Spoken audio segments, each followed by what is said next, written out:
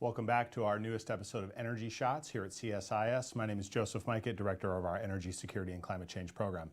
Well, Kevin, it's going to be a big day. It is, on Alaska time. Presidents Putin and Trump are meeting there to make peace in Ukraine, discuss land swaps. Maybe we're giving Alaska back to Russia. No one is really quite sure what may happen. Clearly, there's going to be some energy storylines going on here. What's your read of the moment? Well, I think that's the undercurrent that brings us to this topic, of course. A week ago, we were talking about major energy sanctions against Russia. Now the question is whether or not we might see accommodation, even lifting of sanctions, perhaps more than that. There's media reports about co-investment ideas. There's a lot on the table, but the president has sort of lowered expectations, as one does before such events. It's a chance to feel out President Putin, he said. It's stage one to determine if there's going to be a stage two. But on the other hand, General License 125, does anyone know off the top of their head what a general license is? Probably not. No. The Office of Foreign Assets Control at the Treasury Department grants licenses that are exceptions to sanctions that are in place. And so General License 125 allows Russian aircraft to land in Alaska without being impounded, which would be very inhospitable. And it allows that to happen for the purpose of the summit. It extends through August 20th. Today is August 15th. And if I can do the math properly, that's 5 days to allow for some sort of perhaps extended or protracted second round, even in Alaska, which the president suggested could happen in his comments yesterday. Both presidents are bringing big delegations, foreign ministers, the Secretary of State, heads of commerce, and foreign investment. How much do you think energy is going to be part of the conversation, if not between the two principals, between the two teams? I'm thinking here critical minerals, maybe Western companies getting renewed access to Russian development. Like, what if you were kind of thinking about what we may see? What's the boundary here? Well, I don't know how much we'll ever learn on sort of a public basis about what happens behind closed doors. But I'd be very surprised if energy weren't a big part of the discussion, given its centrality to funding the Russian government, and also its importance as a policy platform for President Trump. Well, we're all going to be watching the developments of the day. As you said, I think this is a volatile situation. The meeting could be a couple hours. Maybe it'll last a few days. I know it's slated to end at about 9:30, 9:45 here Eastern time. So I imagine you and I will both be still awake and watching the developments all throughout the day, as will the viewers online. Probably. Let's talk a little bit about the energy undercurrents of this conversation. And in particular, ever since Russia invaded Ukraine, there's been a concerted effort to reduce energy revenues, which are a key source of funding for Putin's war. You did a little analysis looking at how much has this actually worked when we look at it in energy units. What have we learned? Yeah, Joseph, there's a couple things on this chart here. So what you have, using Energy Institute data, our friends at the Energy Institute, great resource, is measured in exajoules, which is a unit of energy. You have a common size way of looking at coal exports, natural gas exports in the green, and petroleum exports from Russia in sort of common size energy units. And you can see that, of course, the biggest of those units is the petroleum. Right. Now, if you look at the delta between 2021 and 2024, you can see that the overall level has fallen. That turns out to be 6 exajoules. And if you don't speak exajoules, and I would forgive you if you didn't, that works out to about 2.7 million barrels per day of oil equivalent. Not all of it oil, only about 775,000 barrels per day of it explicitly petroleum. But there's 2 reasons to do it in that common size format. The first is to gain a sense of just how much of the world's energy went offline as a function of this conflict. And the second is to think about what the displacement effects might be. It's not just that if oil came back, it would add to an already well-supplied market, but that the oil that is in the market today is substituting for some of that gas and coal that otherwise couldn't be burned, which means that if the sanctions were to go away, if sanctions relief were to come out of this, you could have a very significant supply addition across the board that would not only add new oil back to the market that has been missing for several years, but also undercut demand for oil as a substitute for missing coal and gas. Well, so this gets us immediately to what I think is going to be a tricky part of these negotiations. Though the U.S. president and the Russian president are meeting, the Europeans are not in Alaska this week. And while they had a meeting with President Trump earlier this week, it's not clear that they have a strong voice. And if you look at the big delta here, I'm seeing a drop off in gas, and I'm assuming most of that is Russian pipeline gas into Europe. Are we in a situation where the president's in a position to help restore those flows? I don't think so. Well, not without Europe's explicit approval, because as I think we have all well understood, they've declared their intent to phase out Russian energy entirely. The Nord Stream pipeline and the Nord Stream 2 pipeline that was slated to go online are both not only offline, but explicitly prohibited by sanctions. So those sanctions remain in Europe's control. That access to the market remains, I would argue, not the end of the conversation, but the start of the negotiation. A ticket to the table for Europe. But very clearly, probably on the table today, or at least in follow-on or side meetings, are questions around Russian oil exports, the price cap, sanctions on the ghost fleet, and the variety of other interventions that have been made over the last 3 years trying to reduce Russian oil revenues. Yes, we're talking about the prize if talks go well, but of course the flip side of that, where we were last week, is what happens if of course talks don't go well. Now there's an interesting part to that if talks don't go well in sanctions story. And I think that brings us to this next slide. And it certainly does. How much ammunition does our president have to put pressure on the Russians when it comes to global energy balances?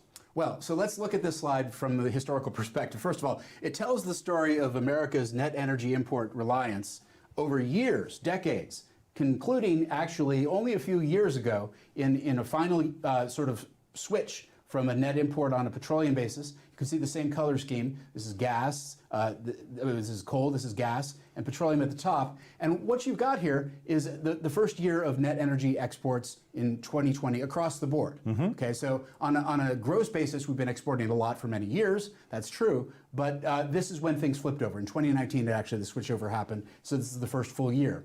And if you look at the delta between 2021 and 2024, the same interval, it turns out to be 5.7 exajoules, which that sounds awfully close to 6 exajoules and turns out to work out to about 2.5 million barrels per day. Now, most of this addition, if you look at what's actually going on here, is in the form of the petroleum that you see relative to the net import year in 2021. It's about 2 million barrels per day, or 80% of the energy total. As you mentioned in Russia's case, about 50% of the energy total was gas.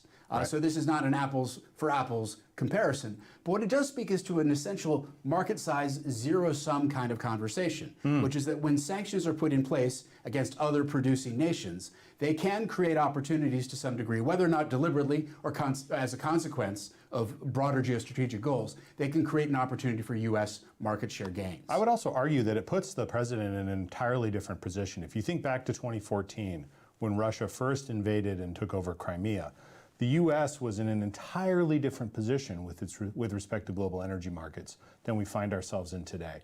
And you have to think that Putin is now facing an entirely different calculus, both because our president is willing to use this energy influence in a very muscular and aggressive way, but also because the United States stands in an entirely different place when it comes to energy markets. And there is room, arguably, in the Brent crude price right now relative to the $80 or so per barrel when President Trump was inaugurated. It's now almost $15 a barrel less. That doesn't mean that the president doesn't want it lower still, but the room for more sanctions pressure should we go there, which I think gets us to this slide. What have we got here? It does. I mean, so let's say the talks go poorly. The president has promised punishing sanctions. We saw, as you said a couple weeks ago, new tariffs raised on top of the pre-existing tariffs on the country of India, because, as this data shows, this is seaborne crude exports from Russia to some of its largest consumers, data from Vortexa. India is one of the largest importers of seaborne crude, and when they faced a 25% tariff in their trade with the United States, now could face a 50% tariff because of the import of Russian oil. That's, I think, the key point of leverage that the president's trying to bring. Can use trade policy, an entirely new mechanism outside of the price cap mechanism we've been trying to use for the last few years, to generate pressure on Russian revenues that still exist. So this is a big number, 1.8 million barrels per day of seaborne crude going to India. But the Brent price that I just mentioned is down. Right. That secondary tariff was put in place, I believe it was August 6th. Goes into effect 21 days later. Do you think the reason the market isn't reflecting that might have something to do with the very long fuse on that very large payload? I think there is, like, market delays are in effect. I think there's a lot of uncertainty as to whether or not these tariffs will really land. And lastly, I think the Indians have said we're going to continue to import Russian crude.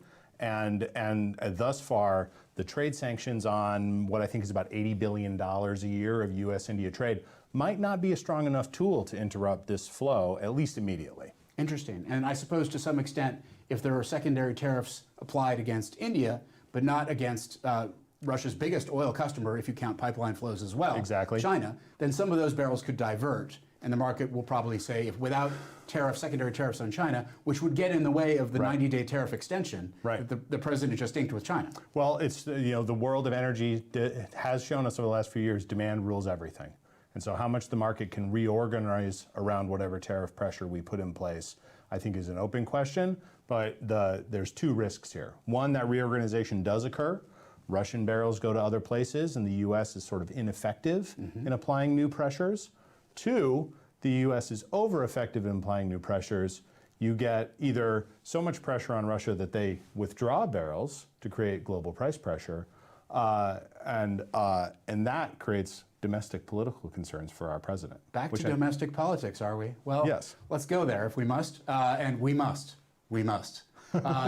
This is a chart that shows the real gasoline price in the blue dots, and then the presidential approval ratings for U.S. presidents, starting with Reagan's first term in 1981, carrying forward.